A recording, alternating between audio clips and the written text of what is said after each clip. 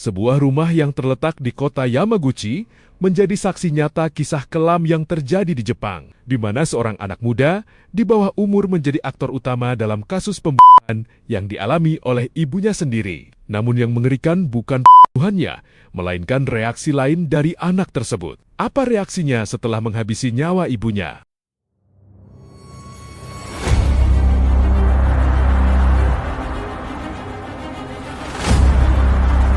Halo teman-teman, selamat datang di Juru Bicara, channel yang akan selalu membahas kisah-kisah nyata yang terjadi di seluruh pelosok bumi. Sebelum kita mulai pada kisahnya, teman-teman jangan lupa like, komen, dan subscribe channel ini, agar channel ini selalu memberikan cerita-cerita kisah nyata yang menarik bagi teman-teman semua. Sebelum kita mulai kisahnya, teman-teman diharapkan duduk dengan tenang sambil menikmati suasana dari cerita kisah kelam ini. Mari kita mulai kisahnya.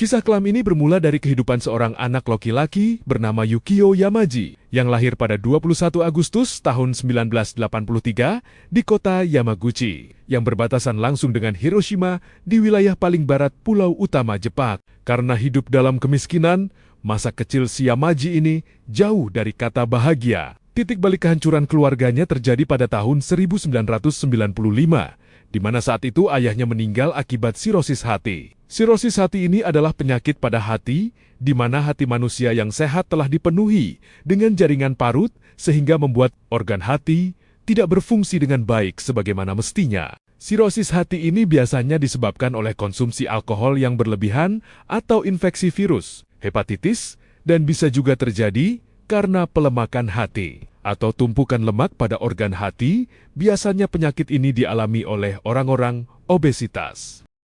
Kematian sang kepala keluarga menjadi luka yang berat bagi keluarga Yamaji dan memaksa ibu Yamaji harus bekerja keras, membanting tulang demi memenuhi kebutuhan keluarga mereka. Apapun pekerjaan yang diberikan kepada ibu Yamaji, ia selalu mengerjakannya dengan baik. Namun semakin hari, tekanan ekonomi keluarga yang sangat berat membuat hubungan ibu dan anak ini menjadi retak dan sulit untuk diperbaiki. Di sekolah, Yamaji dikenal sebagai sosok yang hampa dan suka menyendiri. Ia tidak memiliki teman dekat. Ia sering menyendiri dan kerap tersenyum di saat-saat yang tidak tepat, yang dimana ini merupakan sebuah tanda dari ketidakmampuan Yamaji untuk bersosialisasi dengan teman-temannya yang lain, dan Yamaji juga sering merasakan emosi yang tidak wajar. Himpitan ekonomi yang sulit ini setiap hari dirasakan oleh Yamaji dan ibunya hingga Yamaji mulai beranjak dewasa. Di saat usianya menginjak 16 tahun, ketegangan di rumah mencapai puncaknya. Ibu Yamaji yang stres karena lilitan utang yang banyak, lalu selalu menentang keinginan Yamaji untuk bekerja dan terus menekannya agar Yamaji tidak berhenti sekolah. Hal ini membuat Yamaji semakin tidak terkontrol baik secara sikap dan perbuatan Yamaji. Bagi Yamaji, ibunya bukan lagi orang tua, melainkan penghalang bagi kebebasannya. Kondisi kesulitan ekonomi dan hubungan yang kurang baik antara Yamaji dan ibunya terus berjalan, bahkan semakin parah hingga pada malam itu tanggal 29 Juli tahun 2000, Yamaji mengambil keputusan fatal. Di saat ibunya yang sedang tidur di apartemen mereka di kota Yamaguchi, tiba-tiba Yamaji menghantam kepala wanita yang melahirkannya itu menggunakan tongkat bisbol logam. Serangan yang dilakukan Yamaji itu sangat brutal dan mematikan. Namun, yang mengerikan bukanlah pembunuhan itu sendiri, melainkan reaksi Yamaji setelahnya. Tidak ada air mata, tidak ada kepanikan, dan Yamaji dengan tenang menelepon polisi dan berkata dengan suara datar, "Saya telah membunuh ibu saya." Karena hukum Jepang itu melindungi pelaku di bawah umur 20 tahun. Yamaji yang saat itu baru berusia 16 tahun tidak dipenjara. Ia dikirim ke pusat rehabilitasi remaja. Di sana, di pusat rehabilitasi remaja, para ahli mendiagnosis bahwa Yamaji ini memiliki IQ normal, namun kurang berkembang secara emosional. Sayangnya, Yamaji belajar satu hal di pusat rehabilitasi remaja, yaitu cara berkamuflase. Ia berpura-pura menjadi anak baik agar bisa segera keluar. Strategi yang Yamaji lakukan ini berhasil, sehingga pada bulan Oktober tahun 2003, ia dibebaskan secara bersyarat karena dianggap telah sembuh. Masyarakat yang mengikuti kasus Yamaji ini tidak tahu bahwa si monster Yamaji itu baru saja dilepaskan kembali. 2 tahun setelah bebas, Yamaji hidup menjadi gelandangan di kota Osaka, Jepang. Hasrat membunuh yang sempat terpendam selama di pusat rehabilitasi remaja, kini muncul kembali lebih kuat dari sebelumnya. Ia mengaku tidak bisa melupakan sensasi saat membunuh ibunya dan ingin melihat darah manusia lagi. Memang benar monster si Yamaji ini. Pada dini hari tanggal 17 November tahun 2005, Yamaji mulai berburu dan melancarkan hasratnya kembali. Pukul 3 pagi, ia berjalan menyusuri distrik Naniwaku, Osaka, membawa pisau dapur dan palu. Modus operansinya sederhana, namun sangat mengerikan.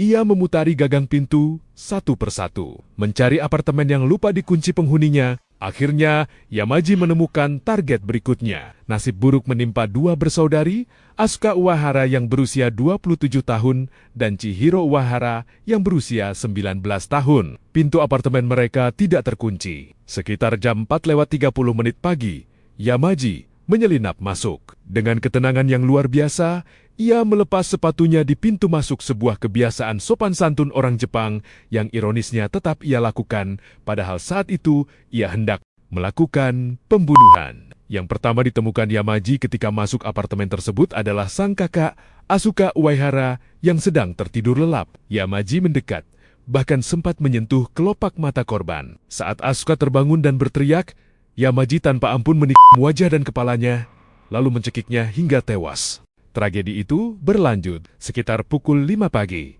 pintu depan tiba terbuka. Sang adik, Chihiro Uehara, baru saja pulang bekerja dan masuk ke apartemen mereka. Saat menyalakan lampu, ia disambut pemandangan mengerikan. Kakaknya bersimbah darah dan seorang pria asing berdiri di sebelahnya. Chihiro mencoba melawan, namun Yamaji menyergapnya, melukainya dengan pisau, mengikat tangannya, dan akhirnya mencekiknya hingga nyawanya melayang. Setelah kedua saudari itu tewas, Yamaji tidak langsung lari. Ia justru berdiam diri di apartemen itu selama berjam-jam. Memang si psikopat betul Yamaji ini. Setelah membunuh, ia melakukan tindakan yang sangat keji, yaitu melecehkan mayat kedua korban atau nekrofilia, serta mencuri uang tunai 5.000 yen atau sekitar 530.000 rupiah. Sekitar pukul 7 pagi, Yamaji berniat menghilangkan jejak. Ia menumpuk kasur futon atau kasur lipat dan pakaian di atas tubuh korban, menyiramkan cairan mudah terbakar, dan menyulut api. Ia berharap apartemen itu hangus total. Namun, rencananya gagal. Api padam dengan sendirinya karena kekurangan oksigen, meninggalkan mayat dan bukti forensik tetap utuh untuk ditemukan polisi. Polisi mulai menyelidiki kasus tersebut dan benar saja tidak membutuhkan waktu lama. Akhirnya, polisi berhasil menangkap Yukio Yamaji pada tanggal 5 Desember tahun 2005. Sekali lagi, ia menunjukkan sikap yang sangat dingin. Dalam interogasinya, Yamaji melontarkan kalimat yang membuat penyidik sangat kaget. "Saya tidak bisa melupakan rasa membunuh. Saya ingin melihat darah manusia." Fakta bahwa Yamaji membawa senjata, melepas sepatu, dan mencoba membakar lokasi kejadian membuktikan bahwa ia memiliki kecerdasan yang cukup dan sadar penuh akan perbuatannya. Yamaji akhirnya disidang di pengadilan pada tahun 2006. Tim pembelanya sempat berargumen bahwa Yamaji ini mengidap Asperger's disorder atau gangguan perkembangan mental dan saraf yang tergolong gangguan spektrum autism dan tidak mampu merasakan empati sehingga tidak bisa dimintai pertanggungjawaban penuh. Namun, jaksa membantah keras. Pada tanggal 28 Juli tahun 2009, di rumah tahanan Osaka, Yukio Yamaji dieksekusi gantung. Usianya saat itu adalah 25 tahun. Kasus ini meninggalkan luka mendalam bagi masyarakat Jepang. Yamaji menjadi bukti nyata bahwa sistem rehabilitasi remaja memiliki celah fatal. Kesembuhan seorang psikopat bisa saja hanyalah topeng, dan harga yang harus dibayar atas kelalaian mendeteksi hal itu adalah nyawa orang-orang tak berdosa seperti Asuka dan Chihiro Uehara. Terima kasih teman-teman sudah mendengar dan menyimak kasus ini. Semoga di setiap kasus yang saya tayangkan selalu memberikan pelajaran-pelajaran positif dalam menapaki jejak kehidupan kata Bondan Prakoso dalam lagunya. Demikian kisah tentang Yamaji ini. Sampai jumpa dalam kasus-kasus menarik lainnya.